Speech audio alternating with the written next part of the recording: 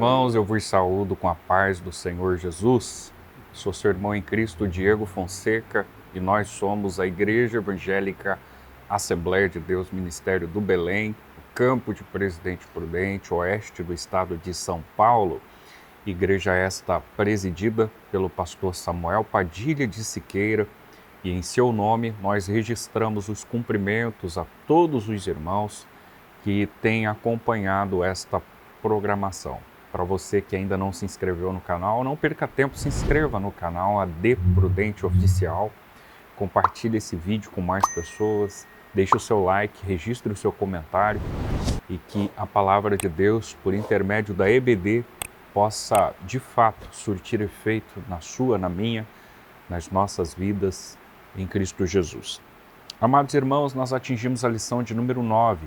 É sempre bom ressaltar que nós temos estudado dentro de um nicho específico, que é o conceito de avivamento, pelas lentes do pastor Elinaldo Renovato, e a lição de número 9, com especificidade, ela apresenta o avivamento pentecostal no Brasil.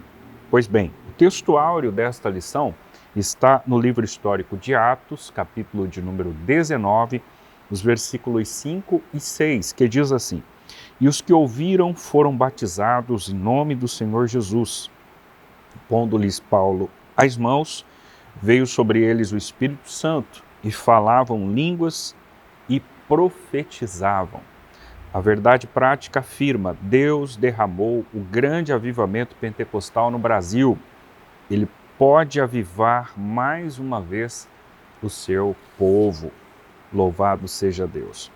Atos, capítulo 19, versículo 1 a 7, é o texto norteador entendido como leitura bíblica em classe. E para introduzir e apresentar o primeiro argumento da aula de hoje, a respeito do movimento de Atos, que se repete no Brasil, eu convido o pastor William Enoque. É contigo, pastor William. Olá, meus irmãos, a paz do Senhor. É sempre bom estarmos juntos aqui estudando a palavra de Deus. Muito obrigado, pastor Diego. Bem, como você já percebeu na introdução da nossa lição, o avivamento pentecostal no Brasil, e é sempre bom lembrar que somos o celeiro missionário.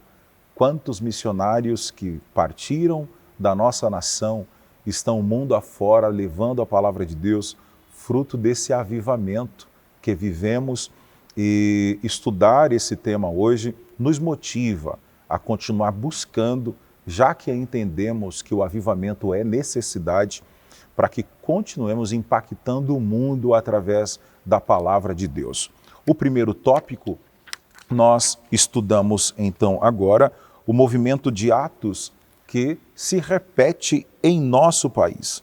Então, inicialmente, o primeiro item, Pentecostes entre os salvos. Então, lá no capítulo 19, verso 2, há uma pergunta de Paulo para os seus discípulos que estavam em Éfeso: "Recebestes vós já o Espírito Santo quando creste?" Então, no comentário está que essa pergunta também pode ser feita da seguinte forma: tendo crido, recebeste o Espírito Santo? E também, recebeste já o Espírito Santo depois que crestes? As modalidades da mesma pergunta revelam um fato de acordo com o contexto do trecho de Atos 19, 1 a 7. Porque os discípulos de Éfeso foram batizados em nome do Senhor Jesus, isto é, porque eles já tinham a fé salvífica, em seguida eles receberam o batismo no Espírito Santo por imposição de mãos. Logo, já comentamos aqui, o pastor Marcos Vinícius, aqui o nosso superintendente da escola dominical, aqui da sede, ele sempre diz: o Espírito Santo é para quem é crente. Nós estamos estudando sobre isso. Para quem crê, para quem vivencia a palavra de Deus. Então, quando eu creio, quando eu acredito, quando eu desejo, e desejar aqui é buscar, é almejar, eu sou então revestido do Espírito Santo. Para quê? Para um trabalho específico, para desempenhar então o ministério a qual Deus nos confiou com excelência, com ousadia, com graça. E o que é então a plenitude do Espírito Santo? Nós observamos que são duas experiências que são distintas. Elas se distinguem entre a experiência da salvação, mas também a experiência que é o batismo no Espírito Santo. Então, nós estamos estudando aqui que os discípulos foram batizados em águas, que significa morrer para o mundo, confessar diante de Deus e dos homens que Cristo é o Senhor da minha vida, que agora a minha vida é norteada, é dirigida, é guiada por Deus. E depois, os discípulos lá receberam o Espírito Santo com imposição de mãos. Este recebimento teve a evidência física das línguas estranhas, das profecias. Atos 19, e impondo-lhes as mãos, impondo-lhes Paulo as mãos, veio sobre eles o Espírito Santo, e falavam línguas estranhas, mas também profetizavam. Então, que nós possamos ter essa convicção, possamos ter esse desejo ardente e compreender que fomos chamados por Deus. Observe que algo semelhante aconteceu aqui na nossa nação brasileira, por intermédio dos nossos fundadores, Daniel Berg e Gunnar Wingre. Eles, direcionados por Deus, impulsionados por Deus, eles saem da Suécia, então chegaram ao Brasil em 19 de novembro de 1910, então início do século XX. Tínhamos as igrejas históricas, as igrejas tradicionais e, consequentemente, já havia muitos cristãos. Eles experimentaram a salvação em Cristo. No entanto, não haviam ainda experimentado o batismo no Espírito Santo, tal qual os primeiros crentes em Atos. Mas Deus, como já havia no coração de Deus esse projeto para toda a nossa nação, usou Daniel Berg e Gunnar Wingre para mostrar a esses cristãos da época que eles não podiam mais ignorar a pessoa bendita do Espírito Santo. E essas experiências gloriosas de Atos dos Apóstolos passaram a se repetir em terras brasileiras. Então era possível ser um cristão com mais fervor espiritual. Então, os missionários suecos, eles estavam impulsionados, é resultado do movimento que acontecia na América, o movimento que se iniciou lá na Rua Azusa com o pastor William Seymour.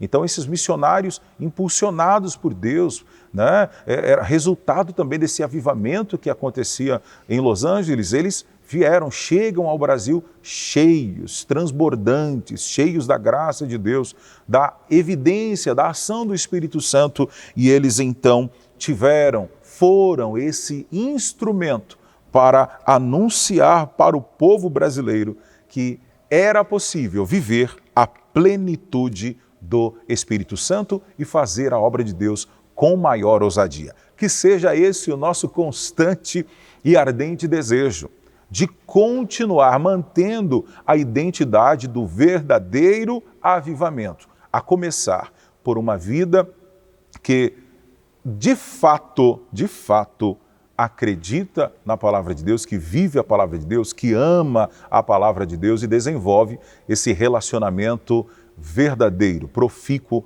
e abençoador para as nossas vidas e para a vida daqueles que também estão próximos a nós. Muito bem, irmãos, estamos de volta para dialogar com vocês. O tópico 2 da presente lição fala sobre o nascimento de um novo movimento. O pastor Elinaldo Renovato distribui essa argumentação em 3 pontos. Isso é muito categórico, faz parte de uma espécie de grade curricular mesmo da nossa EBD, tendo em vista que isso se reproduz por vezes. Em algum ou outro caso, nós vemos um número mais reduzido ou mais extenso de pontos, mas em tese os argumentos se distribuem em 3 momentos e nesta feita tem sido assim. O pastor Elinaldo, portanto, inicia essa concepção de um novo movimento que se apresenta, e obviamente que ele está falando desse movimento que chega ao Brasil, a saber, o pentecostalismo, a partir da pregação do avivamento pentecostal. Bem, esse primeiro momento é indispensável que nós possamos reconstruir alguns dados históricos. É sabido de todos as experiências que a igreja vivera no primeiro século. Cristo, como mentor dessa nova ideia, consegue implementar esses conceitos no coração dos discípulos, que são reprodutores, que dão sequência no prosseguimento do cristianismo e que, sobretudo, avançam no que diz respeito ao caráter qualitativo e quantitativo. Capítulo 2, verso 42 de Atos, a igreja perseverava na doutrina, na comunhão, no partir do pão e nas orações. Uma igreja sólida e muito bem estruturada. Nos séculos seguintes, nós encontramos alguns desafios e, não obstante haverem desafios, nós percebemos o crescimento da igreja muito significativo. Aliás, até o século IV, V, a percepção que nós temos é que esse crescimento é tão significativo, não obstante haverem inúmeras perseguições, que é a partir daquele contexto, sob a liderança maior do imperador romano, muito conhecido por todos, que vai fazer uma alteração no que se havia então com relação à religião e política, a saber, Constantino. E a partir de Constantino, quando então há uma aliança política e religiosa, a igreja então começa a perder esse fervor e essa pureza espiritual. Nós entramos ali na Idade Média e percebemos os desafios existentes na igreja de então. Uma igreja por uma influência extremamente romana, que exigia que os seus súditos fossem leigos, isto é, não tivessem uma acessibilidade aos vernáculos, à Bíblia Sagrada e, sobretudo, não pudessem contestar o que estivesse sendo dito. Os desafios são muito maiores do que estes que falei em poucas palavras, mas é justamente por estes desafios existentes, por essa inversão de valores, por essa quebra de princípios, por esse retrocesso espiritual, que nós temos então a eventual reforma protestante, que começa com pré-reformadores, com outras figuras muito centradas, desde os Lollardos, os Valdenses, a figura de John Wycliffe na Inglaterra, e outros mais no próprio século XV, Jerônimo, próprio John Hus, enfim. Mas é no século XVI que essa reforma se manifesta. 1517, em 31 de outubro daquele ano, Martinho Lutero estabelece ou afixa pelo menos 95 teses no castelo de Wittenberg. Bem, ali nós temos a reforma protestante. A partir desta reforma, e não obstante ela acontecer no início do século XVI, simultaneamente o nosso país, abre aspas para esta expressão, estava sendo descoberto, isto em 22 de abril de 1500, como diz os registros históricos.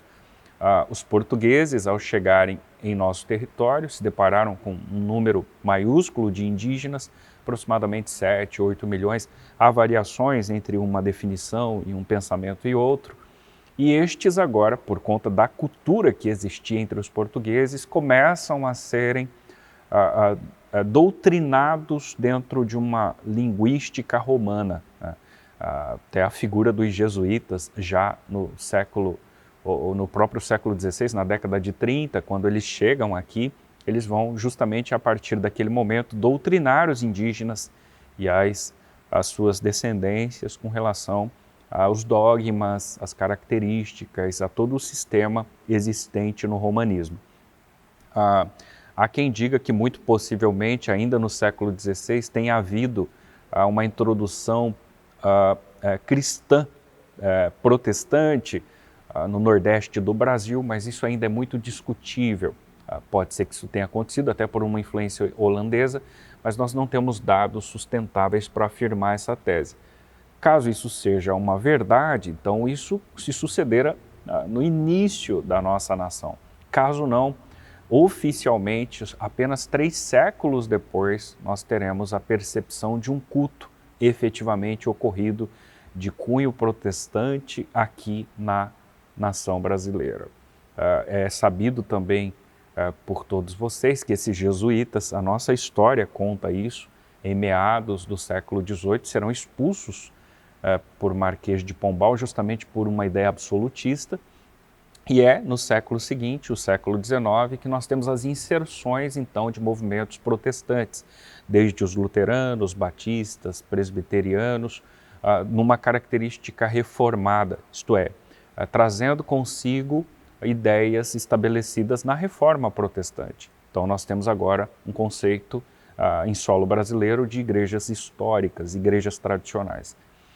Contudo, no final do século XIX está acontecendo um movimento nos Estados Unidos, a missão da fé apostólica, com figuras muito conhecidas, com a participação de William Seymour, por exemplo, aquele que lideraram um grande movimento em 1906 na Rua Azusa, em Los Angeles, na Califórnia, como todos conhecem a história. E também é sabido que nesses movimentos ocorridos em Los Angeles, em Chicago, participaram 2 missionários suecos e que agora estavam em solo americano e recebem uma visão anos depois, já em 1910, e a visão da qual eles percebem uma cidade que está no nordeste do Brasil, a saber, a cidade de Belém. Eles então imigram para essa terra, são recebidos em uma dessas igrejas históricas, participam por algumas reuniões daquela situação, são expulsos por conta de haverem discordâncias teológicas, principalmente com relação ao aspecto pneumatológico, isto é, a ação do Espírito Santo, e a partir dali, não necessariamente ainda com o título Assembleia de Deus, isso leva alguns anos para que se estabeleça, mas é ali, em 1911, possivelmente no mês de junho, acolhidos na casa de uma senhora chamada Celina de Albuquerque, que nós teremos o início desse movimento, ou novo movimento pentecostal ocorrido em solo brasileiro. A partir dali, nós vamos encontrar alguns desafios estes expostos no item 2, como a concepção de crescimento e perseguição. Embora houvesse um crescimento muito significativo, não só no Nordeste, mas que alcança o Norte, que alcança o Centro-Oeste, que vai alcançar a região Sudeste e Sul do nosso país, houvera inúmeras perseguições. E as perseguições por ora não necessariamente eram perseguições de ordem política, de ordem social, muito embora estas também houvessem, entendidos como fanáticos, fundamentalistas, esquizofrênicos e coisas parecidas por conta das movimentações que nos cultos ocorriam, mas era uma perseguição dentro do próprio protestantismo, melhor dizendo, exclusivamente. As igrejas históricas faziam uma certa resistência agora a esse movimento pentecostal que ocorria por intermédio destes 2 missionários. Com relação à esfera litúrgica propriamente dita, né? E houvera mudanças muito significativas nesse sentido, das quais todos os senhores conhecem, né? O próprio batismo por imersão, as concepções do batismo no Espírito Santo, os cultos com a manifestação do poder, das línguas estranhas, de curas, de milagres, enfim, para uma concepção na qual se via em igrejas históricas de um cessacionismo com relação à evidência de línguas e de dons espirituais, agora ser visto nesses movimentos ora entendidos como pentecostais, havia então, por conta disso, uma série de debates, de discussões e desentendimentos teológicos nesse sentido. Bem, por fim, o item 3, a despeito de haver a perseguição, haviam curas divinas. E é nesse aspecto, como os próprios depoimentos apresentados pelo pastor Renovaldo deflagram, aliás, no Diário de um Pioneiro, escrito por Gunnar Wingren, ele faz essa menção, a descrição de inúmeros milagres ocorridos. Obviamente que eu estou me situando a uma figura pioneira do nosso ministério, mas é óbvio que muitos e outros mais, os senhores que me ouvem já vislumbraram sinais miraculosos, dos quais não tem muito o que se explicar, porque é uma experiência vivida por você, pelo seu pastor, pelo seu líder, pelos pais da igreja, e estas estão, ao longo da história, registrada nos anais, né? As pessoas conseguem visitar esses fatos, porque nós vimos e ouvimos feitos miraculosos que ocorreram ao longo desses 100 anos de história das Assembleias de Deus, pioneira do movimento pentecostal no nosso país. Nós não estamos falando de um pentecostalismo qualquer. Talvez algum defensor de igreja histórica não faça essa distinção, mas nós, cristãos entendidos como pentecostais, sabemos discernir o que é um pentecostalismo clássico por um neopentecostalismo, por exemplo, que vai acontecer décadas depois, com uma série de deturpações, né? Com uma série de interpretações equivocadas, inadequadas, que não deveriam ser feitas, né? Com o exagero de uma ideia de prosperidade triunfante, de ações um tanto duvidosas com relação a curas e milagres, fatos que não são sustentáveis dentro de uma política pentecostal clássica, que prioriza a palavra de Deus, a educação cristã, mas não desqualifica a ação do Espírito Santo, quer em milagres, sinais e no batismo. Eu finalizo essa exposição destacando um livro, talvez você conheça, Raízes Teológicas do Pentecostalismo, de Donald Dalton, e nessa exposição ele elenca os fundamentos dessa doutrina que se estabelece no nosso país e que ganha um alarde gigantesco, né? Não só aqui no Brasil, como em toda a América do Sul e por todo o mundo, tendo em vista os números que nós temos comprovados de membros da nossa referida instituição, sem mencionar outras mais. E nesse livro ele faz menção ao fundamento desse pentecostalismo, desde uma raiz metódica estabelecida por John e Charles Wesley lá no século XVIII, em Oxford, junto com George Whitefield, quando se reuniam para estudar e orar nos intervalos da universidade. Ele faz menção ao movimento de cura divina, o surgimento do próprio pré-milenismo, isto é, a ideia escatológica pré-milenista, o movimento de santidade e o surgimento do pentecostalismo. Ele faz isso de uma maneira muito sensata. Eu acho que isso pode te ajudar aí no seu material de estudos, com coleta de dados, e destaca o avanço significativo que o pentecostalismo tivera. Não obstante nascer em Belém, uma pequena cidade no nordeste do país, a despeito de ser uma capital, né, a capital do Pará, mas muito parecido com a história de Jesus, que opta por nascer em Belém, né? É uma cidade muito pequena, dentro do contexto israelita, cresce em Nazaré. Então, Deus gosta das coisas pequenas, né? E é a partir dali que nós temos uma expansão muito significativa. Chegar aqui na nossa região, no nosso estado, chegou aqui em Presidente Prudente, chegou nos rincões da sociedade, alcançou as nossas vidas, e nós só louvamos a Deus por tudo isso que tem sido feito. Muito bem, tópico 3, a expansão do avivamento pentecostal. Observe que na nossa lição nós estamos estudando que o modelo ele era centrífugo. E a força centrífuga é a ideia daquilo que se afasta do centro. Ou seja, o avivamento espiritual fez com que a nossa igreja no Brasil buscasse, almejasse um modelo de crescimento centrífugo, isso é, de dentro para fora. Isso é tão importante porque quebra aquela falácia, por que não dizer até ideologia, e eu digo isso com tristeza, tá?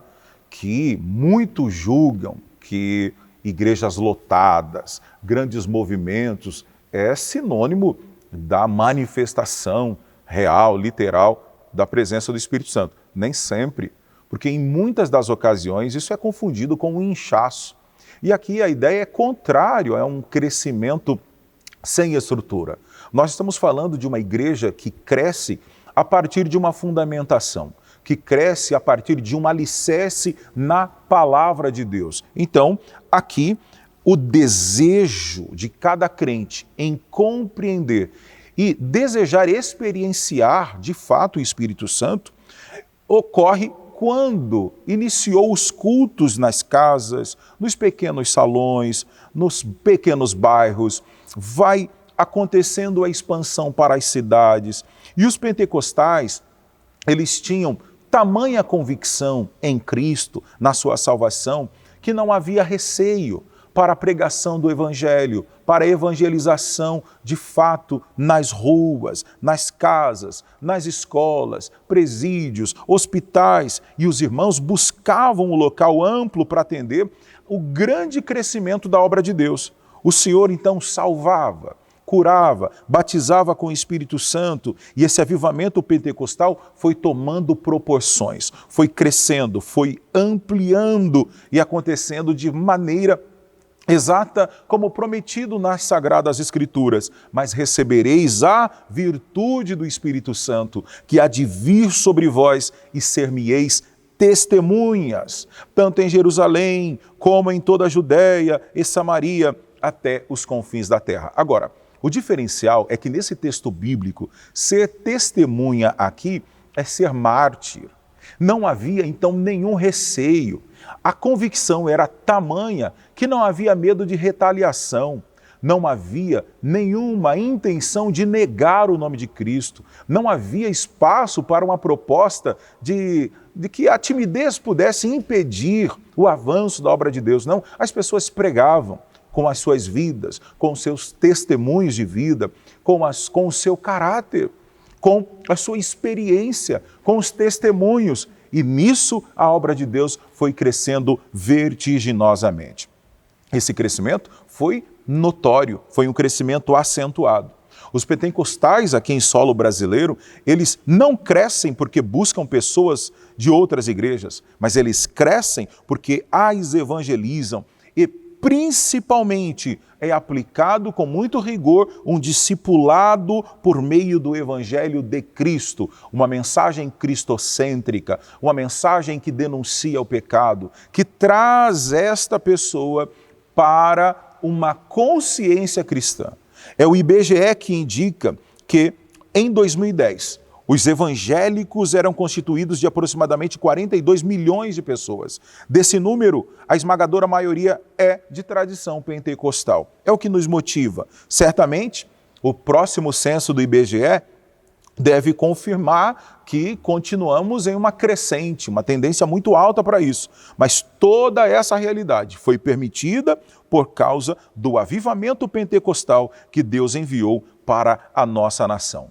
Novamente, que nós então possamos continuar crendo, possamos continuar buscando, possamos continuar clamando por um genuíno avivamento e, como eu sempre digo por aqui, a começar por cada um de nós, que possamos crer na palavra de Deus, que possamos incentivar as pessoas a buscar o poder de Deus, que possamos continuar levando a mensagem salvífica, cristocêntrica, acima de tudo, a mensagem de amor, a mensagem do Evangelho de Cristo. Que Deus abençoe a sua vida em nome de Jesus. Muito bem, queridos, atingimos a conclusão com alegria de poder contar com a sua participação. A nossa expectativa é que você tenha alcançado o seu objetivo ao assistir essa videoaula. Naturalmente que aqui a gente só arranha a superfície e faz um comentário muito superficial de todo o conteúdo e arcabouço proposto no nosso material didático, mas a nossa expectativa, Pastor William e eu estamos aqui a fim de comunicar essa ideia proposta dentro de uma margem maior pelo pastor Renovato e dentro desses recortes conseguir atingir o seu objetivo. Bem, de uma maneira conclusiva, o pastor Elinaldo ressalta que dentro dos movimentos históricos tradicionais não se percebia isso que se via agora dentro do movimento pentecostal. Ações do Espírito Santo, liberdade de ação do Espírito Santo, curas, milagres, enfim, prodígios extraordinários registrados ao longo dessa trajetória cristã. Eu não estou aqui para construir nenhum tipo de rivalidade, porque esse não é o nosso papel, nós somos crentes em Cristo Jesus e, não obstante termos talvez distinções teológicas, opiniões diferentes aqui ou ali, pensamentos que colidam em certos sentidos e simpatia em outros, acima de tudo isso está o amor que temos em Cristo e o respeito. Então nós temos um profundo respeito pelos irmãos tradicionais de igrejas históricas, pode ser até que alguém destas igrejas das quais estão dentro desse arcabouço maior esteja nos assistindo e nós revelamos aqui o nosso profundo respeito por todos vocês. As distinções existentes, elas não são tão significativas ao ponto de nos tirarem de uma revelação eterna, que é viver com Cristo para sempre. Até chegarmos lá, existem também distinções escatológicas, mas elas não são tão significativas ao ponto de dizer, olha, a igreja X não leva você para o céu, apenas a igreja Y tem esse papel. Nós não somos dogmáticos, pelo contrário, nós cremos de um modo no qual talvez exista outras que não creem, assim como eles creem de um modo que talvez nós não cremos, mas isto em Cristo é resolvido, porque dentro da igreja local pode haver estas divergências, mas na igreja universal nós somos um corpo, fazemos parte desse corpo enquanto Cristo é a cabeça e nós somos membros, e a nossa expectativa é aguardá-lo o dia da sua vinda para que possamos usufruir para sempre com Ele, sem quaisquer distinções interdenominacionais. Enquanto elas existem, vale destacar que o pentecostalismo clássico prioriza a palavra de Deus e um movimento quadrilátero, né? Ele crê que o Senhor Jesus Cristo salva, cura, batiza com o Espírito Santo e breve voltará. Essa é a nossa expectativa, essa é a nossa esperança. Eu quero convidá-lo, a você que pode curvar a sua cabeça, inserir a mão no seu coração e peçamos a Deus que nos abençoe e que permita que esse movimento sereno, sensato, maduro, equilibrado, que deu tantos frutos nesta nação e fora dela, continue avançando e crescendo e abarcando vidas para o reino de Deus. Querido e eterno Deus, eu te louvo. Eu te louvo, Deus, porque o Senhor é aquele que tem o controle absoluto de todas as coisas. Nós, humanos, não temos, mas o Senhor tem. Obrigado, Jesus, pelo que o Senhor tem feito na nossa nação. Obrigado pelo avivamento que o Senhor permitira que ocorresse aqui. Não um avivamento qualquer, não um avivamento efêmero, mas significativo que já dura mais de 100 anos. A nossa igreja é uma bênção, a despeito de não ser perfeita, a despeito de ser imperfeita. Ela tem alcançado os rincões desta sociedade. Ela tem exercido um papel social gigantesco de recuperações de homens e mulheres perdidos, ajudado política e socialmente a nossa nação a terem homens e mulheres, cidadãos, Deus, mais tementes a Ti, mais corretos como homens, como mulheres, como cidadãos, como homens de bem, Pai. Que o Senhor conserve isto em nossa nação, que a nossa igreja continue pujante, crescente, a fim de que o nome do Senhor continue sendo glorificado. Que nós não percamos a ideia do avivamento seguida de um conceito missiológico, de crescimento, de expansão, de pregação do Evangelho, a fim de que o nome do Senhor seja exaltado. Esse é o desejo do meu coração nesta oração e a minha gratidão a Ti em nome de Jesus. Amém. Deus te abençoe. Querendo Deus, te encontro no próximo programa.